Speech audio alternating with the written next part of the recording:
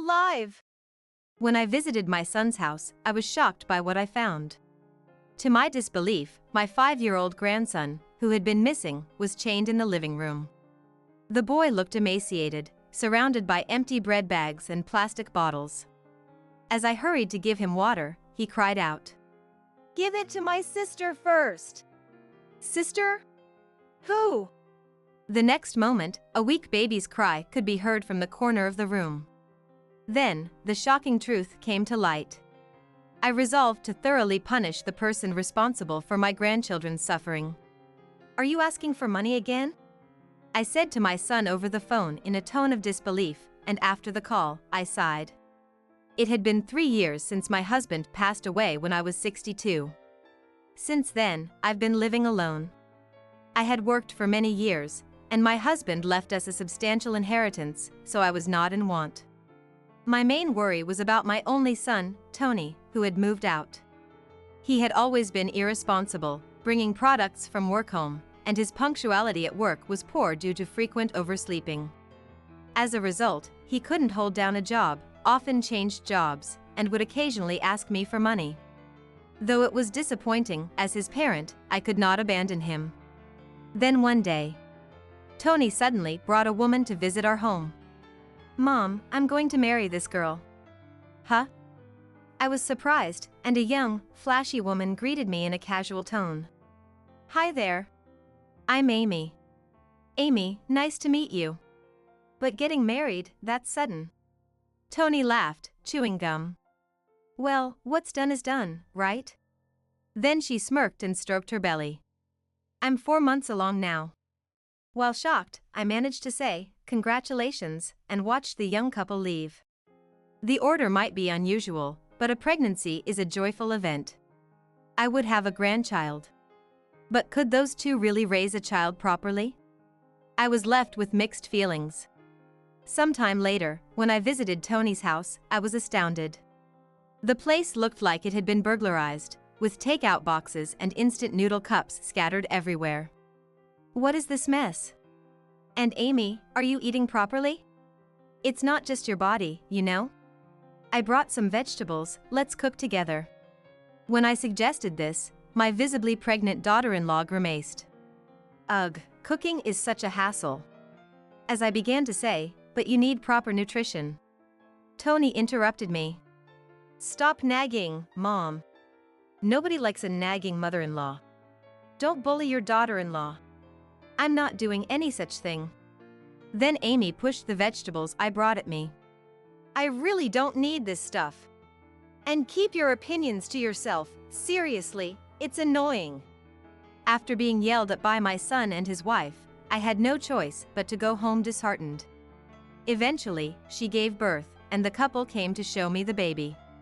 Seeing my grandson wrapped in a blanket, a smile spread across my face. "He's adorable. A boy, right? What's his name?" "His name's James." "But hey, Mom, don't you have something to give?" My son said, extending his hand towards me. "Ah, yes, of course. Here's a little something for the baby shower." When I handed over the envelope, Amy snatched it and checked the contents. "Tony, it's got $2,000 in it." "Awesome. I'll go out and have some fun, okay?" I urged them, "Please use it for the baby," but it seemed my words fell on deaf ears. Then, my son looked at me. "You know, Mom, with the baby here, our current place is getting too small. We're thinking about moving into the old house, now that it's empty." Actually, I had just moved from the house where I lived with my husband to a more manageable apartment. I was thinking of either selling it or renting it out. Certainly, raising a child is costly, and a single house might offer more freedom for raising kids. With that thought, I nodded. "Okay. You can live there without paying rent." "Thanks. We'll move next month then." As we talked, Amy made a point. "But, make sure you don't come over to our place." "Huh?" I uttered in surprise, and Tony continued. "We don't want any interference. Just leave us be." "All right." And so, I was left to only visit my son and his wife when absolutely necessary. Sometimes when I'd say, I have some foods to share, they would allow me to visit and I could see James, but even then, reluctantly. However, James seemed to be growing up well and even started to call me Grandma. But just before James turned 4.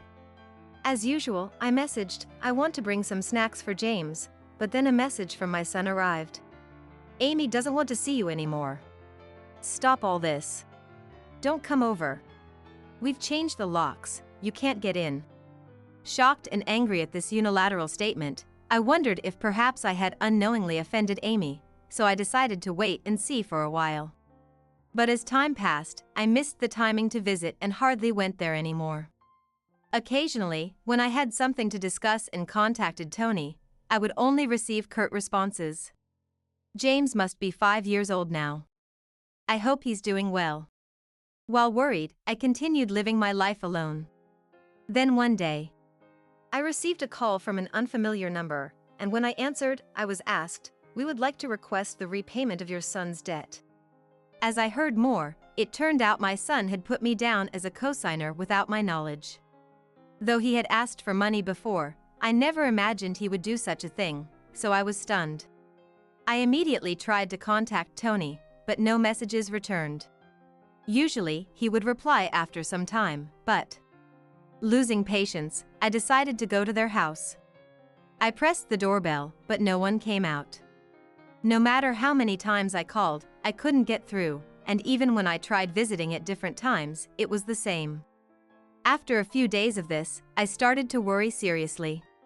Could they have gone missing? Where could they be? I looked around places I thought they might be, but when I went to Tony's workplace, they said he quit.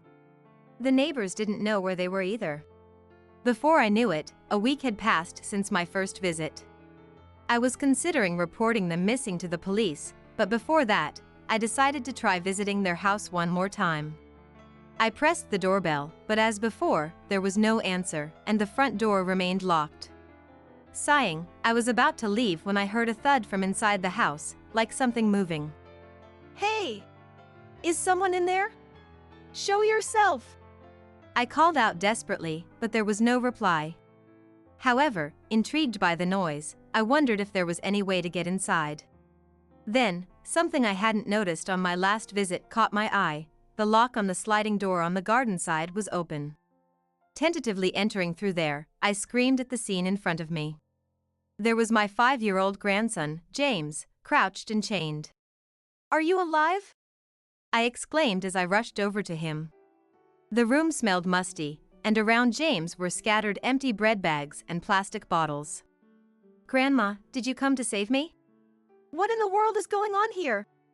"First, drink some water." I tried to give water to my grandson, who was still chained. Then, James cried out, "Give it to my sister first." "What? Who's your sister?" The next moment, I heard a weak cry from the corner of the room and turned to see a baby of about 3 months old lying there, dropping the cup I was holding. The sight of the baby, unknown to me until this moment, disturbed me even more than my grandson's painful condition. Yet, it was clear that both James and the baby were weak. I managed to free my grandson from his chains and hurried them both to the car, driving straight to the hospital. Both were diagnosed with malnutrition. "Can you tell us what happened?" the doctor asked, but having been uninvolved with my son and his wife for a while, I had no answers. James and the baby were hospitalized for several days, and soon after, the police arrived at the hospital following a report. Questioned by the officers, I honestly informed them that my son and his wife were missing. James, too, was questioned while receiving Info, but he was too frightened to speak. After the police left, and things calmed down a bit, I asked my grandson, "Where are your mom and dad?" They said they were going abroad. They packed their bags and left.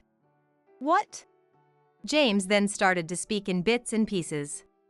His sister Martha was born about 4 months ago. Then, he was taught how to make milk and change diapers, as he took care of his sister. Tony said, "To make sure you don't run away from taking care of your sister, chain you up," and they went on a trip. I was told not to answer the doorbell either. As I stood there, mouth covered in shock, my grandson began to cry.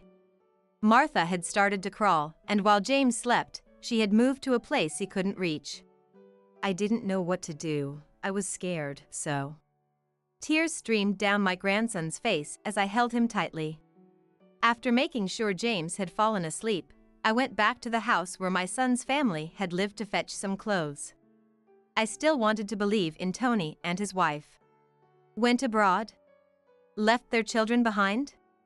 That couldn't be right. Surely James was mistaken. As I packed the children's clothes into a bag, ready to leave, a travel brochure on the table caught my eye. The cover read, "A luxurious 2-week overseas cruise," and as I picked it up, shaking, a slip of paper fell out from between the pages. It was a detailed plan for a post-birth recovery vacation for just the two of them, including the chilling words, "Funding source, loan taken out with Mom as the cosigner." The moment I realized they really had gone on a trip, I was livid. Abandon the grandchildren and jaunt off carefree? Unthinkable. Even if he is my son, I will never forgive him. I decided then to punish them thoroughly. Upon closer examination of the travel plans, they were scheduled to return in 3 days. I immediately left the house and took decisive action. 3 days later, as I watched from the shadows, Tony and Amy returned, cheerfully pulling large suitcases. "Hey, that was really fun. The food was great too. Truly the best. Thanks for taking me, Tony. I don't want to go back yet. Let's go again soon." As they turned the corner to their house, they froze. "Hey, what the heck is this? What's going on?" All their belongings were piled up outside the house. Yes, that was the decisive action I had taken. Unable to grasp the situation, they panicked, and I appeared in front of them. "Enjoy your trip?" Seeing me, Tony looked startled. "Hey, Mom, what's the meaning of this? I'm asking if you enjoyed the trip that left your own children in such a state." Momentarily taken aback by my furious voice, they quickly began to retaliate. "We told you to stay away. Did you break into our house?" I sighed. If I hadn't been made a co-signer without my consent, I wouldn't have needed to come. The window was open, and that's the mess I found. Besides, this house is in my name. Got any problem with that? Then Amy's face showed a sudden realization. "Wait, where are the kids? Let me see them." "They're in the hospital. They're being taken care of there right now." Seemingly not expecting this reply, they looked shocked. "You left them some food and water, but it wasn't enough. It had run out by the time I found them. It's no wonder they needed hospitalization given their nutritional state." They tried to speak again, glaring at me, but I cut them off. "Besides, Martha can roll over now and had moved out of James's reach while he was chained. If I had found them any later, they might have died." As I spoke sternly, Amy's face turned grim with the guilt of punishment. However, Tony confronted me angrily. "It turned out all right, didn't it? That's what matters. Right now, it's about the house. Why are our things outside? I have no intention of letting you live here after such cruel actions. I've decided to put the house up for sale, so please leave." Upon hearing this, my son and his wife were stunned and began to hurl insults at me. "Don't be ridiculous. Granny. Such tyranny cannot be tolerated. That's enough.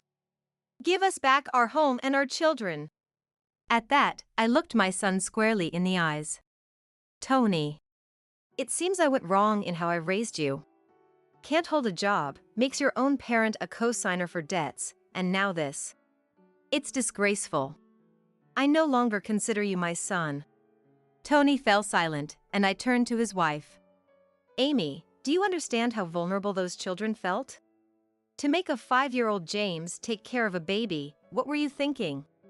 You don't deserve to call yourselves parents after what you've done to them." Rendered speechless, they were at a loss, but my son burst out irrationally. "I don't care, let us in. This is my house." "Well, even if it were, you wouldn't be able to come back for a while anyway."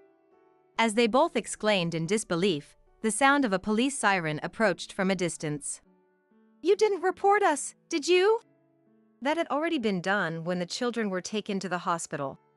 I was told by the police to contact them when you returned, which I just did.